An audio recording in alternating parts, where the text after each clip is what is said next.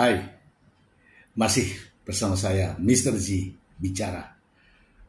Tentu saja bicara tentang kebenaran berdasarkan fakta, data, dan realita. Teman-teman, minggu depan memasuki tahap baru. Sidang gugatan cerai Baim Wong pada Paula Verhoeven, yaitu jawaban atas tuduhan yang dilakukan oleh penggugat, yaitu Baim Wong. Kesempatan ini akan digunakan baik-baik oleh pihak daripada Paula Verhoeven. Sebelumnya, saya akan membacakan ini dulu untuk Anda terkait dengan Paula Verhoeven. Dari Suara.com, Paula Verhoeven terus berkarya di tengah proses cerai.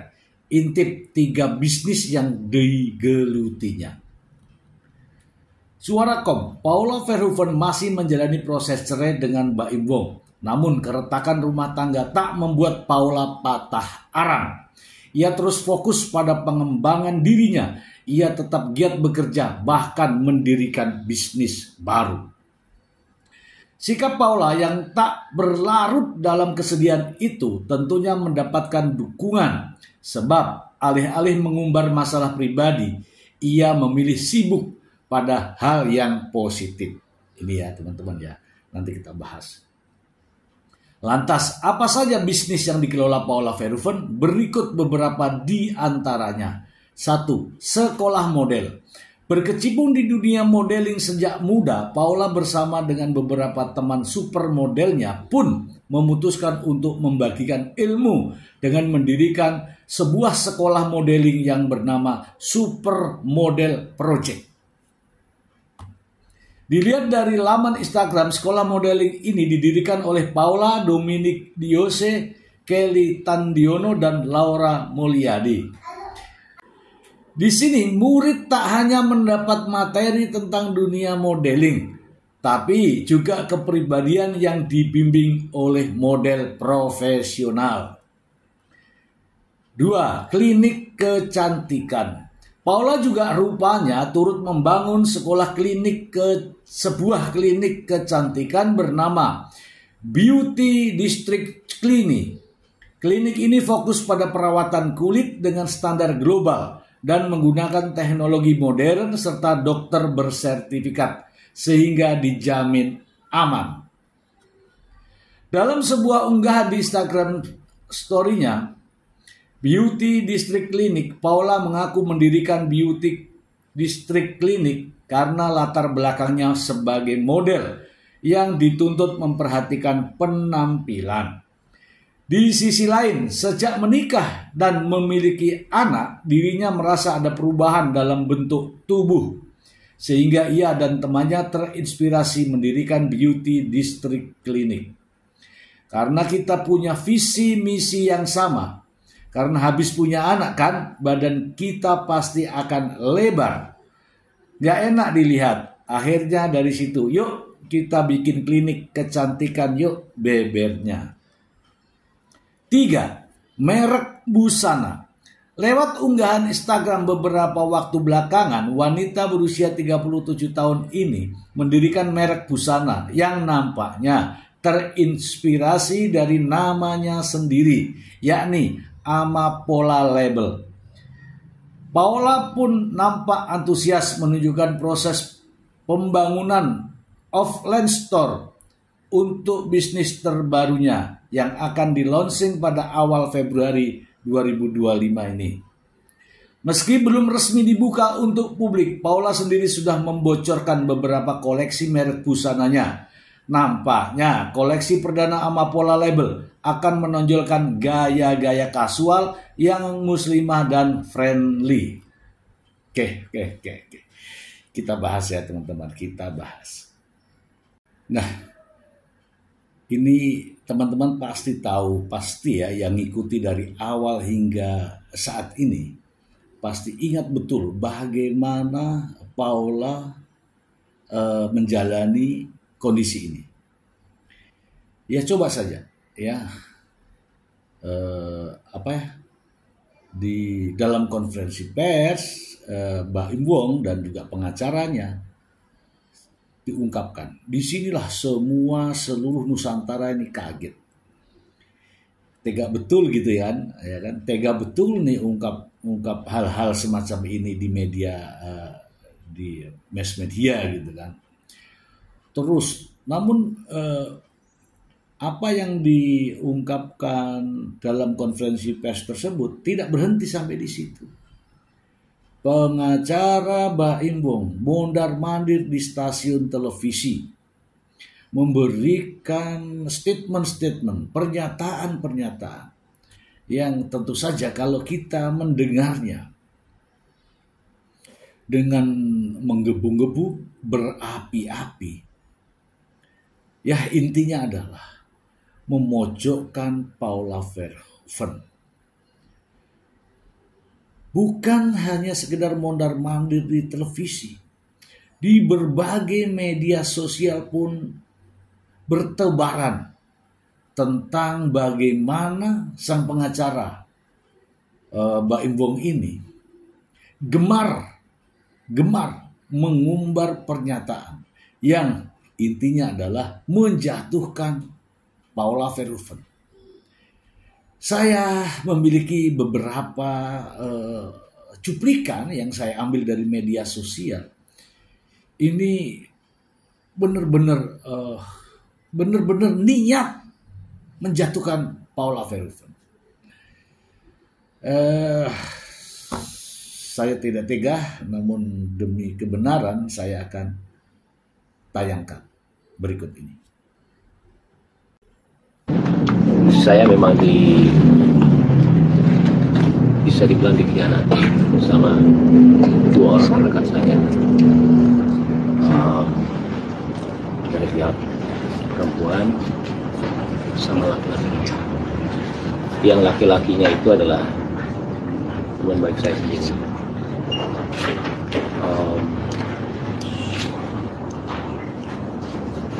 Sebenarnya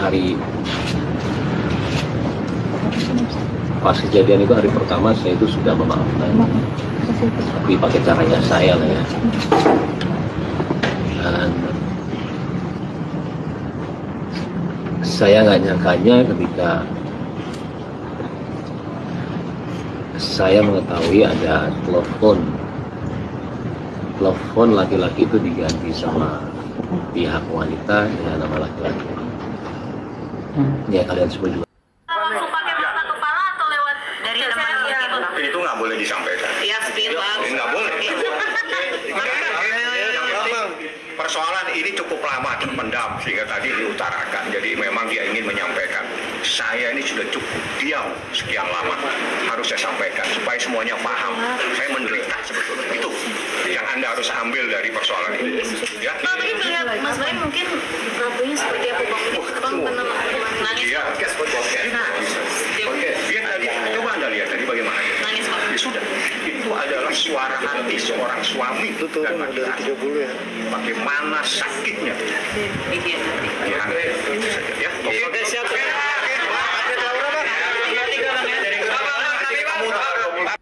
2023 dia mendatangi suatu tempat bersama keluarganya. Jadi keluarga Mbak Im Wong bersama saudaranya datang di suatu tempat menyatakan saya hand off. Saya tidak sanggup. Jadi bagaimana seorang laki-laki tiba-tiba menyatakan saya sudah tidak sanggup lagi. November 2023. Di November 2023. Tapi dia dinasehatin untuk tetap bagaimana bisa mempertahankan. Demi kepentingan anak-anak, dia ingin mempertahankan ini. Tapi di dalam proses dia mempertahankan, yang diharapkan adalah suatu perbaikan. Tapi yang didapatkan adalah sesuatu yang sangat menyakitkan. Tatkala seorang laki-laki, apapun itu, seorang wanita, apapun itu, manakala kesabarannya sudah berakhir, pengadilan yang akan menyelesaikan. Inilah kejadiannya. Jadi tanggal 20 Mei seingat saya dia sudah menjatuhkan talak. Dan ini bukan main-main, tapi dia bertahan dengan diam. Diam terus sampai akhirnya kemarin dia sampaikan. Ada hal yang membuat sakitnya sangat. Bagaimana dia tidak sakit? Karena orang yang sangat-sangat dia percaya yang menyakiti. Ya. Saya tidak akan ungkap. Karena itu sangat sensitif kalau saya ungkap di sini yang ribut nanti semua orang pasti akan, dan itu tidak etis. Yang jelas saya Fahmi Bahmid kalau sudah memegang perkara pasti dengan bukti. Dan bukti itu ada di pengadilan, dengan bukti tertulis ada, dengan video ada, dengan saksi ada. Yang mengetahui kejadian, yang melihat kejadian. Jam sekian sampai jam sekian semua ada. Artinya Muhammad Ibrahim melakukan apa yang dilakukan saat ini sudah di akhir batas kesabarannya. Ya, sabar 1 tahun. Sakit 1 tahun. Kemarin dia ledakan. Saya sudah tidak sanggup, Bang. Selain pernyataan-pernyataan itu, teman-teman, masih ada pernyataan yang lain. Selain tuduhan perselingkuhan, kemudian menggugat hak asuh anak, ada pernyataan yang lain, yaitu perbuatan yang bukan muhrimnya melakukan sesuatu, kemudian sesuatu yang luar biasa di tempat yang istimewa, di tempat yang eksklusif. Itu semua menjatuhkan Paula Verhoeven. Jelas itu menuduh langsung, ya, walaupun tidak menyebut nama, tapi sudah menuduh langsung bahwa itu yang dikatakan adalah Paula Verhoeven selingkuh. Nah, ketika selingkuh ini belum bisa meyakinkan publik, kemungkinan juga belum bisa meyakinkan hakim di Pengadilan Agama Jakarta Selatan. Kini muncul tuduhan baru, yaitu Paula Verhoeven sebagai penyebab trauma anak. Anak tidak mau kepada ibunya karena trauma. Ada saja dalam sejarah, ya baru kali ini anak trauma kepada ibunya. Sementara kita tahu yang melahirkan, yang mengandung, melahirkan, menyusui, dan merawat selama ini adalah sang ibu. Ya. Mungkinkah Paula Verhoeven membuat trauma anaknya? Tentu saja tidak. Assalamualaikum warahmatullahi wabarakatuh. Bismillahirrahmanirrahim. Mohon maaf atas kegaduhan tentang berita rumah tangga saya. Dalam kesempatan ini, izinkan saya untuk meluruskan dengan segala keterbatasan saya. Narasi perselingkuhan yang menjadi pemberitaan belakangan ini akan menjadi jejak digital bagi anak-anak kami di kemudian hari. Selama masa pernikahan sebagai istri, saya sangat paham. Saya mempunyai banyak kekurangan.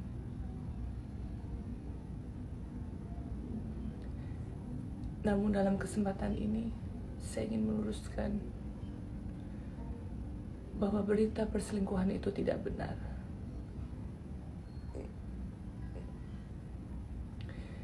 Saya percaya Allah Maha mengetahui apa yang saya lakukan dan yang tidak saya lakukan. Karena semua perbuatan saya di dunia ini harus dipertanggungjawabkan di akhirat kelak.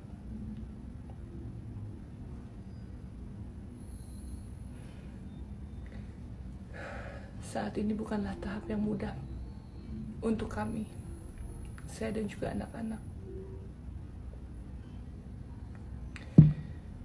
Oleh karena itu, dengan segala kerendahan hati, mohon doanya.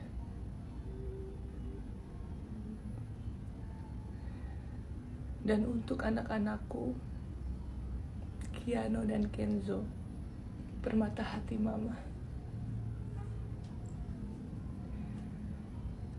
maafkan mama dan papa ya nak. Bismillah. Semoga Allah memberikan kemudahan dan menjaga kita semua. Mama Papa selalu sayang kalian.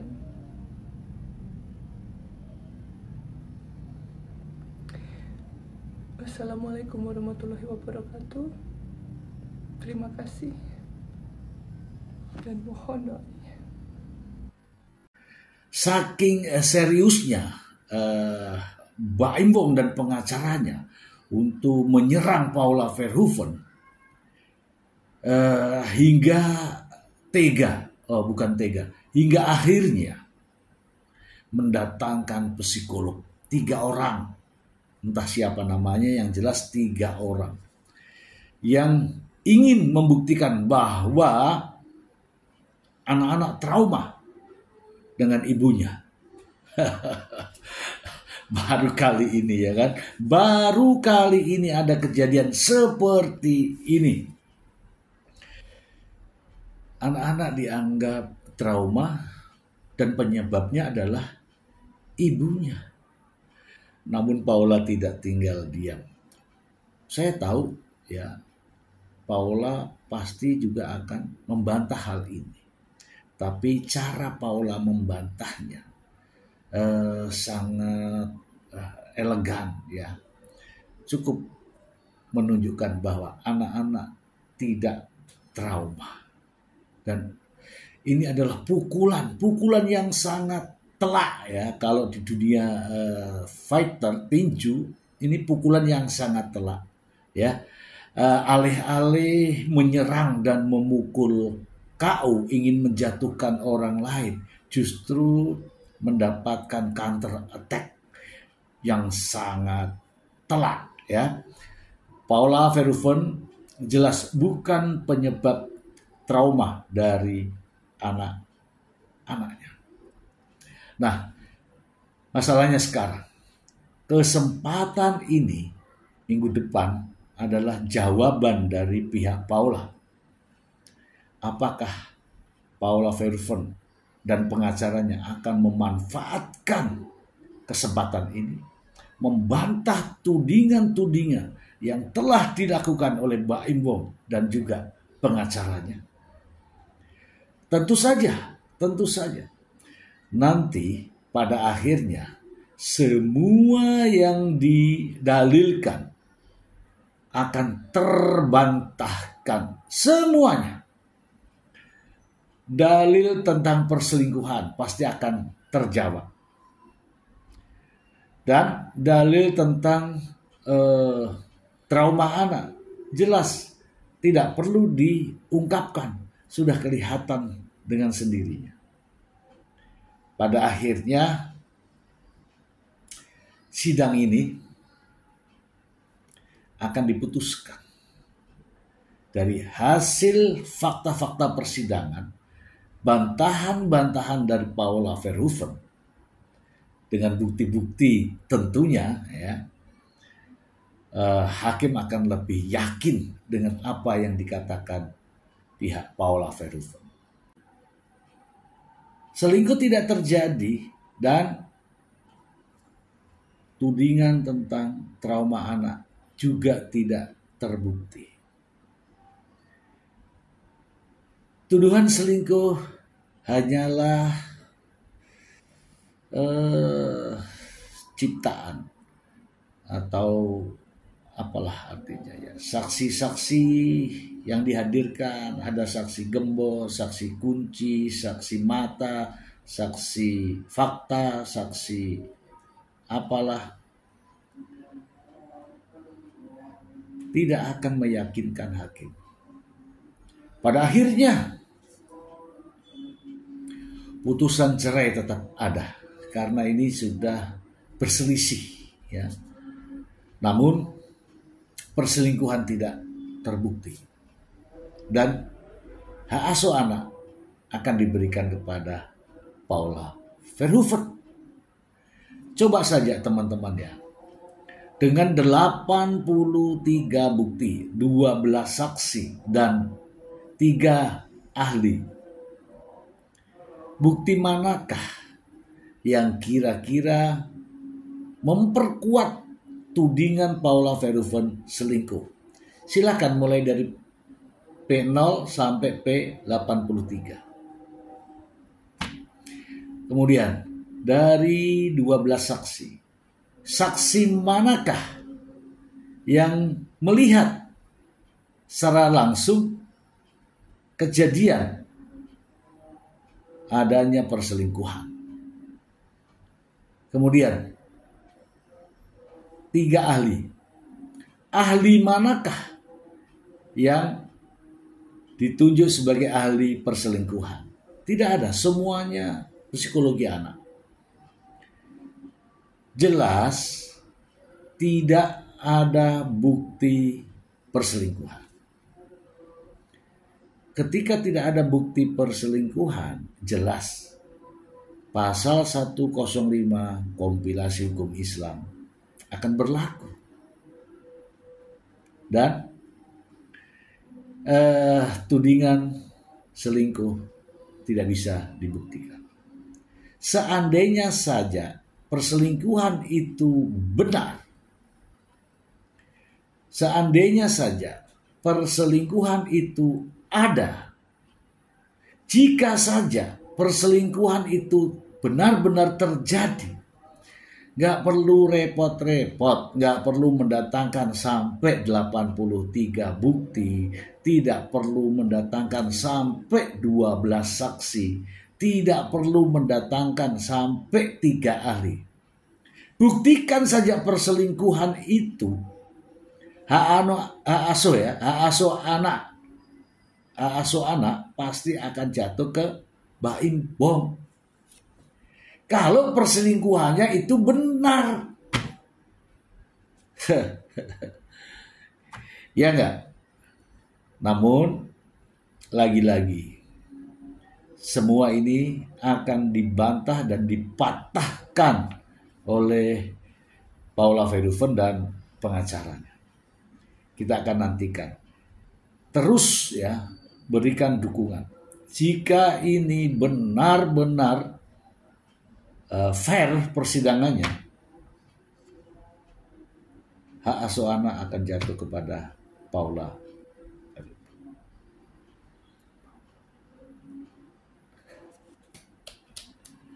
Terima kasih.